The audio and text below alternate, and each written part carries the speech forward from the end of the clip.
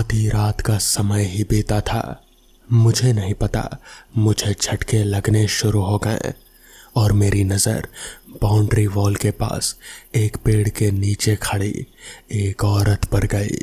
वो औरत मुझे इशारा करके अपने पास बुला रहे थे। हमारा अभी अभी अपना नया घर बना था और गृह प्रवेश सेरेमनी खत्म ही हुए थे। भारत में बच्चे आमतौर पर अपने माता पिता के साथ ही सोते हैं जब तक कि वो 10-12 साल के नहीं हो जाते हैं। लेकिन जब हम नए घर में गए तो मेरे पापा ने फैसला किया कि नए घर में मैं और मेरी बहन एक नए कमरे में सोएंगे। हम इस नई व्यवस्था से इतने खुश नहीं थे, लेकिन हम अपने माता पिता के खिलाफ जा भी नहीं सकते थे, तो हम मान गए। एक नए घर में एक नए बिस्तर में सोना मुश्किल था और किसी तरह हम उस दिन सोने में कामयाब रहे। आधी रात का ही समय बीता था। मुझे नहीं पता, मुझे झटके लगने शुरू हो गए और मेरी नज़र बाउंड्री वॉल के पास एक पेड़ के नीचे खड़ी एक औरत पर गई। वो महिला मुझे इशारा करके अपने पास बुला रहे थे। मैं इतना डर गया कि चीखने चिल्लाने लगा। जब मैंने चारों ओर देखा, मैं मंद रोशनी में देख सकता था कि मेरी बहन अपने बिस्तर पर बैठी चिल्ला रहे थे। मेरे माता पिता हमारे कमरे में ये पूछने आए कि आखिर हमारे साथ हुआ क्या। मैंने उन्हें समझाया कि मैंने एक महिला को पेड़ के पास खड़ा देखा। मेरी बहन हैरान रह गई और उसने भी बताया कि उसने भी उसी पेड़ के नीचे एक औरत को पाया था जो उसे देख रहे थे। हम रो रहे थे और हमने अपने माता पिता से कहा कि हम अकेले नहीं सोना चाहते। हमारे माता पिता हमें अपने कमरे में ले गए और उनके साथ ही सुलाया। अगले दिन हमारे माता पिता ने आसपास पूछताछ की तो पता चला कि उस घर के आसपास जहां हम लोग रहते थे, वहां पर किसी औरत ने अपने बच्चे से बिछड़ने के गम में आत्महत्या कर ली थी और उसकी रूह अपने बच्चे के बिछोह में अभी भी भटकती रहती है। वैसे भी मेरे पिता ने पूरे घर की शांति और शुद्धि कराने के लिए हमारे मंदिर के पुजारी जी से मिलने का फैसला किया, पर शायद किस्मत को कुछ और ही मंजूर था। उस रात ही मंदिर के पुजारी जी की रहस्यमय तरीके से मौत हो गई और पिताजी के मन में ये बात जैसे रह सी गई। और उस रात भी हम पिताजी के ही कमरे में सोने चले गए। उस दिन के बाद से घर में अजीब अजीब सी चीज़ें होने लगी। कभी माँ की साड़ी गायब हो जाती, कभी बिंदिया की डिब्बी, तो कभी बनाया हुआ खाना बाहर सड़क पर पड़ा मिलता। मतलब रोज दिन चढ़ते ही कुछ नया तमाशा। अब तो जैसे रोज इंतजार रहता कि क्या नया होने वाला है। कभी मेरा स्कूल बैग, कभी किताबें और पता नहीं क्या क्या। उस दिन तो हद ही हो गई। घर में जो मंदिर बना था उसके बाहर से बाऊजी की जो चप्पल थे, वो चप्पल घर के पीछे पड़े हुए कचड़े के डब्बे में मिली। उस दिन बाऊजी और पिताजी दोनों के सब्र की सीमा खत्म हो गई। उस दिन पिताजी और बाऊजी ने मिलकर फैसला किया कि अब जो कुछ भी होगा उसको मिलकर संभालेंगे और इस समस्या को खत्म ही करेंगे। पूरा घर और घर के लोग जो इस समस्या से परेशान हैं, अब इस समस्या को जड़ से ही खत्म करेंगे, पर उसके लिए उनको कोई उपाय सोचना होगा। आज बाऊजी और पिताजी दोनों ने हिम्मत करके उस पेड़ तक जाकर सच पता करने की सोची। वो कुछ दूर तक ही गए तो बाऊजी की हिम्मत जवाब दे गई और वो उल्टे पांव वापस आ गए। फिर कुछ दिन तक घर में सब कुछ ठीक रहा, कुछ गड़बड़ नहीं हुई। अचानक रात में रसोई में कुछ खटपट की आवाज़ आने लगी। किसी की हिम्मत नहीं हुई जाने की। तभी मेरी छोटी बहन, उसकी जो गुड़िया थी, उस बेजान सी गुड़िया में अचानक से मानो जान ही आ गई। वो एकदम से अजीब तरीके से हंसने लगी। मेरी बहन ने उस गुड़िया को एकदम से बाहर की ओर फेंक दिया। अब हम लोग समझ गए थे कि यहाँ कुछ तो गड़बड़ ज़रूर है, और यहाँ दाल में कुछ काला नहीं बल्कि पूरी दाल ही काली है। अगले ही दिन बाबूजी और पिताजी ने मिलकर एक जाने माने पंडित को ढूंढा और उन्हें घर लेकर आए। उन्होंने उस पेड़ को अच्छे से देखा और फिर कहा कि यहीं पर उन्हें यज्ञ करना होगा। उसके बाद वहाँ पर यज्ञ हुआ। उस पेड़ को अजीबोगरीब धागों से बांध दिया गया। उस दिन के बाद से कोई भी उस पेड़ के पास नहीं जाता, और हमारे घर में भी अब कोई अजीबोगरीब घटना नहीं होती। मगर वो पेड़, वो आज भी हमारे घर के पीछे खड़ा है। और पंडित जी ने हमें साफ साफ ये कहा था कि हम में से कोई भी उस पेड़ को छुएगा नहीं या फिर उसे काटने की कोशिश नहीं करेगा। तो दोस्तों, ये थी आज की पहली कहानी। तो चलिए बढ़ते हैं आज की दूसरी कहानी की ओर। आज भोला राम का 50 की उम्र में ही देहांत हो गया। वो बहुत सुखी परिवार से थे। गांव के सबसे अमीर घर होने की वजह से उनको गांव में बहुत सम्मान मिलता था। भोला राम पहले से ही अमीर बाप की औलाद था, पर सारा धन उसने अपने लिए ही खर्च किया था। यानी कि किसी को मदद के लिए कभी अपने धन का कोई उपयोग नहीं किया था। शमशान के रास्ते भोला राम की अर्थी जा रहे थे। उसको कंधा दिए उसके 2 लड़के अमित और समीर और बाकी गांव वाले चल रहे थे। उसकी अंतिम यात्रा में गांव के बहुत से लोग शामिल हुए हैं। यूं तो कोई भी भोला राम को पसंद नहीं करता था, पर भोला राम के जाने के बाद उनके लड़कों से अच्छा व्यवहार रखने से शायद कोई लाभ हो, ये सोचकर भोला राम के बेटों को सब लोग सांत्वना दे रहे थे। भोला राम के दोनों बेटे उसको खेती में बहुत मदद करते थे। बड़ा बेटा 25 साल का था और छोटा 20 साल का। भोला राम ने अभी अभी एक गांव वाले से ज़मीन खरीदी थी, या फिर यूं कहो कि छीन ली थी। गरीब गांव वाला बस छोटी सी ज़मीन का मालिक था। वो इतना गरीब था कि वो उसमें खेती करके उपज भी नहीं पा सकता था। भोला राम ने उसे ब्याज के चक्कर में फंसाकर उससे ज़मीन का वो टुकड़ा भी हड़प लिया था। भोला राम का रात को ज़मीन हड़पने के बाद ही बहुत ही भयानक सपने आते थे। वो नींद में ही चिल्लाने लगता था और फिर उठकर बैठ जाता। वो विधुर था। उसकी पत्नी की मौत कुछ सालों पहले ही हो चुकी थी, जिसकी वजह से वो कमरे में अकेले ही सोता था, जिससे उसका डर और ज़्यादा बढ़ जाता था। आखिरी रात को वो इतना ज़्यादा डर गया था कि उसको हार्ट अटैक ही आ गया और उसकी मौत हो गई। शमशान गांव से काफ़ी दूर था, जहाँ तहाँ राख बिखरी पड़ी थी और अधजली हड्डियाँ भी दिखाई पड़ती थी।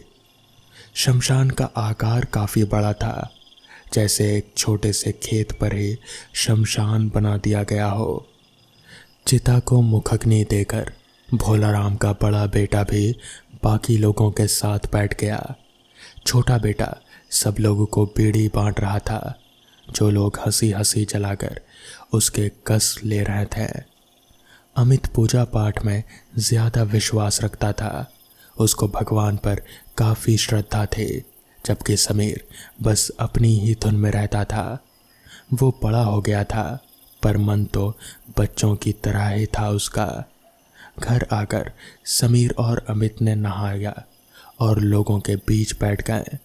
दोनों भाइयों को पिता के देहांत से काफ़ी दुख था। सब गांव वाले दोनों को सांत्वना दे रहे थे दोनों ने सुबह से कुछ नहीं खाया था। अमित की पत्नी यानी समीर की भाभी ने समीर को थोड़ा सा समझकर भोजन करा दिया। भोलाराम के अंतिम दिनों का रहस्य कोई नहीं बता पा रहा था। कोई कहता था कि भूत प्रेत का मामला है, तो कोई कहता था मानसिक संतुलन हिल गया था। ऐसा बोलने वाले लोग थे जो बता रहे थे कि भोलाराम को उसके बुरे कर्मों की सज़ा मिली थी। कुछ दिन शोकमग्न रहने के बाद अमित और समीर कुछ नॉर्मल से हो गए। सब पहले जैसा चल रहा था। समीर अपना मन हल्का करने के लिए शहर जाना चाहता था, जिसको बड़े भाई अमित ने अनुमति दे दी। घर के पुराने नौकर चंदू चाचा, जो कि तकरीबन 60 साल के होने को आए थे, वो घर के काम अभी भी कर लेते थे। अमित ने उनको भोलाराम का कमरा खोलने को कहा। कमरा 2 दिन से बंद होने की वजह से हल्की बदबू से भर गया था। कमरे के बीचों बीच भोलाराम की चारपाई पड़ी थी। एक कोने में उसकी अलमारी थी, जिसमें शराब की बोतलें और सिगरेट रखे हुए थे। उसके कपड़े और पैसे जेवर भी सब कुछ रखे हुए थे। कमरे के एक कोने में काले पत्थर की लगभग 1 फुट लंबी एक मूर्ति पड़ी हुई थी। अमित ने उसका हाथ में लिया और वो पहचान नहीं पाया कि वो किसकी प्रतिमा है। ज़्यादा पुरानी होने की वजह से वो बहुत ही जर्जर हालत में थी। चंदू चाचा को पूछने पर उन्होंने बताया कि भोलाराम ने 1 हफ्ते पहले जिस गरीब आदमी की ज़मीन हड़पी थी, उसी के खेत से ये मूर्ति मिली थी, जो ज़मीन में खुदाई के वक्त निकली थी। ज़मीन शमशान के पास ही थी, या यूं कहें कि शमशान और उस ज़मीन के बीच कुछ छोटी छोटी झाड़ियाँ ही थी बस। अमित ने उस प्रतिमा को वहीं कोने में रख दिया और खेत की ओर चल दिया। भोलाराम के कमरे को एक नौकर को रहने को दे दिया गया, जो कि किसी वजह से उस कमरे में बस 2 दिन ही रह पाया। उसके बाद कमरा खाली करके भाग गया। उसको बहुत तेज बुखार आ गया और वो कुछ भी बोलने की स्थिति में नहीं था। बस उसके चेहरे पर डर ही नजर आ रहा था। अमित उस नौकर से मिला जो किसी भयानक अनुभव से गुजर चुका था। वो लगभग बेहोशी की हालत में था और बीच बीच में चीख दिया करता था। उसके परिवार वाले उसकी वजह से बहुत परेशान थे। अमित ने उसके परिवार को कुछ पैसे दिए और अपने घर आ गया। उसकी पत्नी ने पानी पिलाया और वो अपने कमरे में ये सब घटनाक्रम के बारे में सोचने लगा। उसको उस काली पत्थर की प्रतिमा याद आई। उसने भोलाराम का कमरा फिर खोला और उस प्रतिमा को ले जाने के लिए उस कोने की ओर देखा। पर आश्चर्य की बात यह थी कि वो मूर्ति वहाँ से गायब थी और सबसे पूछताछ करने पर मालूम चला कि किसी ने भी ये कमरा खोला नहीं था। अमित ने पूरे घर में देखा, घर के आसपास भी छान मारा, पर वो मूर्ति कहीं नहीं थी। वो शाम को पूजा के बाद अपनी पत्नी के साथ बैठा हुआ था। तभी किसी ने दरवाज़ा खटखटाया। यूँ तो शाम को दरवाज़ा खुला ही रहता था, पर आज चंदू काका ने बंद कर दिया होगा शायद। अमित ने दरवाज़ा खोला तो बाहर सिवाय ठंडी हवाओं के कुछ भी नहीं था। अमित को लगा शायद किसी ने मजाक कर दिया होगा। अमित का मन अभी शांत नहीं हुआ था। वो बाहर ही सोफे पर लेट गया। लेटे लेटे ही उसको कब नींद आ गई पता ही नहीं चला। ऐसा कहा जाता है कि जो भी आप दिन में देखते हो, रात को वही स्वप्न आपको आता है। अमित भी पूरा दिन पत्थर की प्रतिमा के बारे में ही सोच रहा था। उसने सपने में देखा कि वो किसी सुनसान जगह पर सोया हुआ है। वो उठकर देखता है तो वो वहीं शमशान वाली ज़मीन पर लेटा पड़ा था। वहाँ आसपास कोई नहीं था, मगर तभी अचानक से वहाँ पर उसके पिता भोलाराम आ पहुँचे। मगर वो जैसे अमित को देख ही नहीं पा रहे थे। भोलाराम उस किसान जिसकी वो ज़मीन थी, उस छोटे से किसान से बहस कर रहे थे और फिर उन्होंने बहस के दौरान ही उसकी ज़मीन हड़प ली, जिसके बाद वो किसान रोता भी लगता रहा, मगर भोलाराम पर जैसे कोई फ़र्क ही नहीं पड़ा। भोलाराम वहाँ से अपने घर आ गए, जिसके बाद अचानक ही वो जैसे रात के वक्त में पहुँच गया। अमित ने देखा तो वहाँ पर आसपास रात का माहौल था।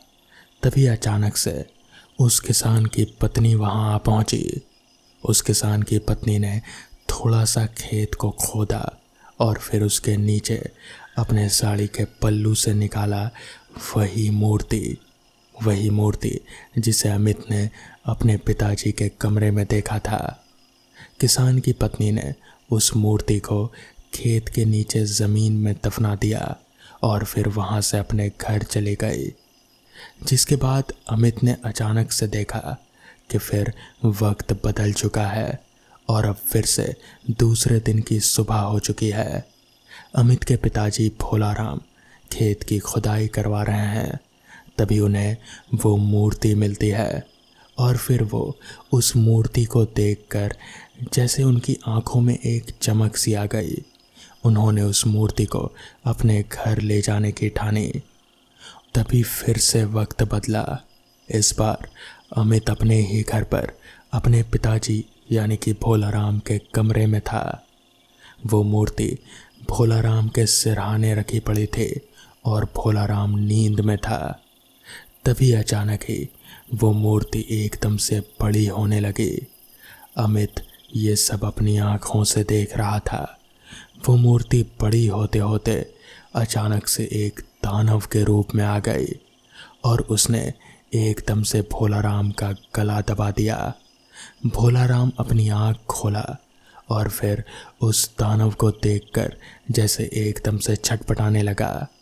भोलाराम चीखना चाहता था, मगर शायद तब तक उसे दिल का दौरा पड़ना शुरू हो चुका था। वो चीख नहीं पा रहा था और वो दानव वो भोलाराम का गला अभी भी दबाए हुए था। तभी एकदम से भोलाराम ने दम तोड़ दिया। अमित ये सब देखकर पूरा मामला समझ आ गया। उसे समझ आ गया कि ये सब किसका किया धरा है। तभी एकदम से अमित की आंख खुली तो उसने खुद को घर के बाहर सोफे पर लेटा हुआ पाया। उसने उठकर आसपास देखा तो शाम से अब रात हो चुकी थी, मगर वो मूर्ति, वो काली सी मूर्ति जिसे अमित आज दिन भर अपने घर पर खोजता रहा और उसे नहीं मिली, वो अब अमित के सिरहाने रखी पड़ी थी। अमित जानता था उस मूर्ति का राज। वो समझ गया था कि ये मूर्ति ही है जिसने उसके पिताजी को मारा था।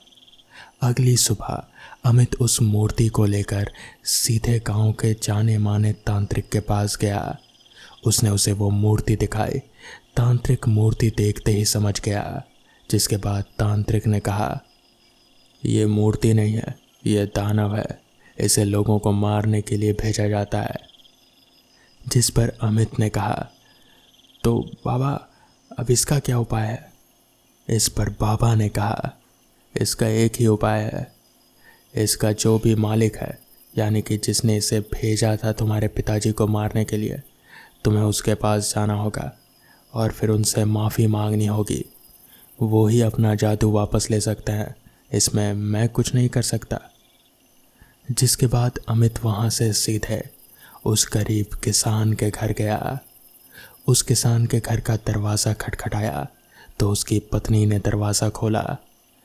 अमित ने उनको पूरी बात बताई और फिर उनसे झगड़ा करने के बजाय अमित ने उनसे माफ़ी मांगी। पता चला कि वो किसान जिसकी ज़मीन भोलाराम ने हड़पी थी, वो तो उसी दिन फांसी लगाकर आत्महत्या कर लिया था। उसकी पत्नी ने उसी रात वो काला जादू गुस्से में आकर किया और भोलाराम को मारने की ठानी, मगर फिर उसकी पत्नी ने भी अमित से माफ़ी मांग ली। क्योंकि उसे भी ये सब करके कोई संतुष्टि नहीं मिली। जिसके बाद उसकी पत्नी ने अपना काला जादू वापस कर लिया। तो दोस्तों, ये थी आज की कहानियाँ। अगर आपको ये कहानियाँ पसंद आई हों तो वीडियो को लाइक और चैनल को सब्सक्राइब करना ना भूलें।